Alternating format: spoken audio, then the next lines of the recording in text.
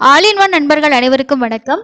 இந்த வீடியோல நம்ம பார்க்க போற இன்ஃபர்மேஷன் என்ன அப்படின்னா, டிடிடி தரப்புல இருந்து லேட்டஸ்டா நிறைய முடிவுகள் எடுத்திருக்காங்க. அதுல ஒரு முடிவு பாத்தீங்க அப்படின்னா, சர்வ தர்ஷன டோக்கனை திரும்பவும் இன்ட்ரடியூஸ் பண்றதை பத்தியும், விஐபி தர்ஷனோட டைமிங் மாத்துறது பத்தியும், இன்னும் நிறைய விஷயங்கள் பாத்தீங்கன்னா இதுல டிஸ்கஸ் பண்ணியிருக்காங்க. என்னென்ன முக்கியமான முடிவுகள் எடுத்திருக்காங்க, என்ன விஷயம் சொல்லியிருக்காங்க அப்படின்றத பத்தி தான் டீட்டெயிலா இந்த வீடியோல நம்ம பார்க்க போறோம். டிடிடில இருந்து வரக்கூடிய எல்லா அப்டேட்ஸுமே நம்ம சேனல்ல உங்களுக்கு உடனுக்குடனே அப்டேட் பண்ணிட்டு இருக்கோம். ஸோ கண்டிப்பா அது உங்களுக்கு யூஸ்ஃபுல்லா இருக்கும்னு நினைக்கிறேன். இருந்துச்சு அப்படின்னா சேனலுக்கு சப்ஸ்கிரைப் பண்ணி சப்போர்ட் பண்ணுங்க. வாங்க அதுல என்னென்ன விஷயங்கள் சொல்லியிருக்காங்கன்னு பார்க்கலாம். ஸோ இதுல டெசிஷன் பை டிடிடி போர்டு அப்படின்னு கொடுத்துருக்காங்க. அதாவது என்னென்ன முடிவுகள் அப்படின்றது தான் இதுல சொல்லியிருக்காங்க.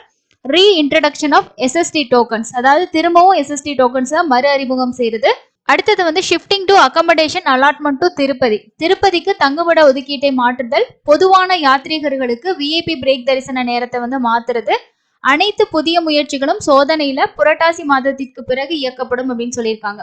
அதாவது இந்த எல்லா விஷயமே இந்த புரட்டாசி மாதம் முடிஞ்சதுக்கு அப்புறமா, ஏதாவது பிரம்மோற்சவம் நடக்குது இல்லையா, சோ அந்த பிரம்மோற்சவம் எல்லாம் முடிஞ்சதுக்கு அப்புறமா சோதனை முறையில இயக்கப்படும், அதாவது ஸ்டார்ட் பண்ணப்படும், அந்த மாதிரி சொல்லியிருக்காங்க. ஸோ இதுல என்ன டீடைல்ஸ் கொடுத்துருக்காங்கன்னு நம்ம பார்க்கலாம். கோவிட்க்கு அப்புறமா திருமலைக்கு பக்தர்களோட வருகை அதிகரித்து வருவதையும், மலைநகரத்தில் உள்ள தங்குமிடங்களின் வரம்புகளையும் கருத்தில் கொண்டு சில முடிவுகளை எடுக்க அதன் தலைவர் ஸ்ரீ ஒய் சுப்பாரெட்டி தலைமையிலான டிடிடி அறக்கட்டளை வாரியம் சனிக்கிழமை தீர்மானித்துள்ளது. திருமலைக்கு வரும் பக்தர்கள் அறக்கட்டளை வாரிய கூட்டத்திற்கு பிறகு செய்தியாளர்களுக்கு விளக்கம் அளித்த டிடிடியோட தலைவர், யாத்ரீகர்களுக்கு உகந்த இந்த முடிவுகள் அனைத்தையும் புரட்டாசி மாதத்திற்கு பிறகு படிப்படியாக சோதனை அடிப்படையில் செயல்படுத்தப்படும் என்று கூட்டத்தில் இருந்து சில பகுதிகள் விஐபி தரிசனத்திற்கு நேரத்தை தற்போதுள்ள அதிகாலை நேரத்திற்கு பதிலாக காலை 10 மணியாக மாற்ற வாரியம் முடிவு செய்துள்ளது. மேலும் பெட்டிகள் மற்றும் வரிசைகள் ஒன்றாக காத்திருக்கும் பொதுவான யாத்ரீகர்கள் ஸ்ரீவாரி தரிசனம் செய்ய முடியும். ஸோ காலையில இருக்கக்கூடிய அந்த ஏர்லி மார்னிங் பிரேக் தரிசனம் பாத்தீங்கன்னா 10 மணியா மாத்திரதா சொல்லியிருக்காங்க. அதே மாதிரி திருமலையில இருக்கும் தங்குமிடங்கள் குறைந்த எண்ணிக்கையிலான யாத்ரீகரின் தேவைகளுக்கு மட்டுமே போதுமானதாக இருக்கும் என்பதால் யாத்ரீகர்களின் தங்குமிட துயரத்தை தவிர்க்க தங்குமிட ஒதுக்கீட்டு முறையை திருப்பதிக்கு மாற்ற வாரியம் முடிவு செய்துள்ளது. திருமலையில் தங்கும் வசதி தீர்ந்துவிட்டால் திருமலையில் நீண்ட நேரம் காத்திருக்காமல் திருப்பதியில் தங்கும் வசதியை முன்பதிவு செய்யுமாறு பக்தர்களை கேட்டுக்கொள்கிறோம். சர்வ தரிசன டோக்கன்களை பொறுத்த வரைக்கும் டோக்கன்களை வழங்குவது புரட்டாசி மாதத்திற்கு பிறகு குறைந்த எண்ணிக்கையில் மீண்டும் அறிமுகப்படுத்தப்படும். அதே நேரத்துல சர்வ தரிசனம் டோக்கன்கள் இல்லாமல் ஒரே நேரத்தில் இயக்கப்படும் என்று டிடிடியோட தலைவர் கூறியிருக்காங்க.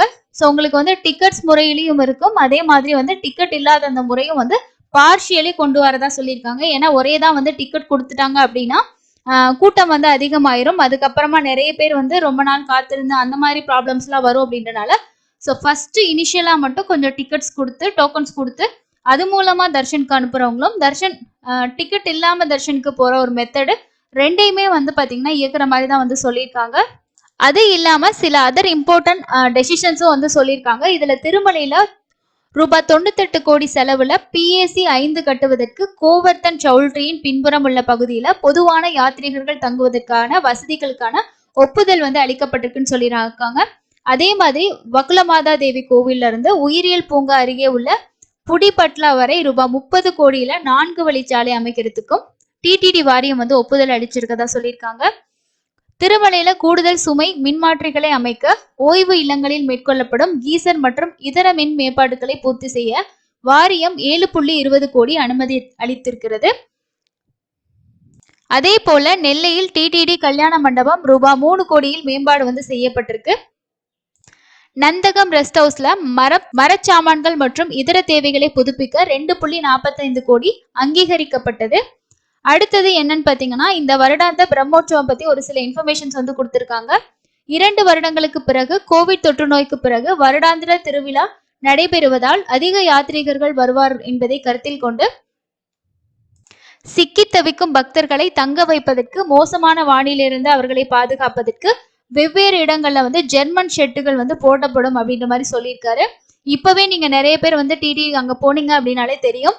ஸோ ஃபர்ஸ்ட்ல இருந்த கோவிலுக்கும் இப்போ பாத்தீங்கன்னா டிடிடியோட அரேஞ்ச்மெண்ட் இந்த பிரம்மோற்சவத்துக்காக நிறைய கியூ லைன்ஸ் எல்லாமே பாத்தீங்கன்னா போட்டுட்டு இருக்காங்க. ஸோ அதில் வெயிட் பண்ணுறதுக்கு மேலேயும் வந்து ஷெட்டு மாதிரி வந்து போடுவாங்க. ஏன்னா வெயில் மழை எதுனாலும் பக்தர்கள் லைனில் நிற்கணும் இல்லையா? ஸோ அதனால வந்து அதுக்கு ஷெட்டு மாதிரி போடுறதெல்லாம் வந்து சொல்லியிருக்காங்க. ஸோ இதுதான் இன்னைக்கு நடந்த டிடிடியோட மீட்டிங்கில் வந்து அவங்க எடுத்திருக்கக்கூடிய டெசிஷன். ஆஃப்டர் புரஸ்டாசிக்கு அப்புறமா ஃப்ரீ தர்ஷன் வந்து பார்த்தீங்கன்னா திரும்பவும் வந்து பார்ஷியலி வந்து ஸ்டார்ட் பண்ணுறதா வந்து சொல்லியிருக்காங்க. ஸோ இந்த அப்டேட் எல்லாமே உங்களுக்கு யூஸ்ஃபுல்லாக இருந்திருக்கும்னு நினைக்கிறேன். கண்டிப்பாக டிடிடிலேருந்து வரக்கூடிய எல்லா அப்டேட்ஸுமே தெரிஞ்சுக்கோங்க. அப்போ தான் தரிசனத்துக்கு போகும்போது அது உங்களுக்கு ரொம்ப யூஸ்ஃபுல்லாக இருக்கும். இன்னொரு யூஸ்ஃபுல்லான வீடியோவில் மீட் பண்ணலாம். தேங்க்யூ.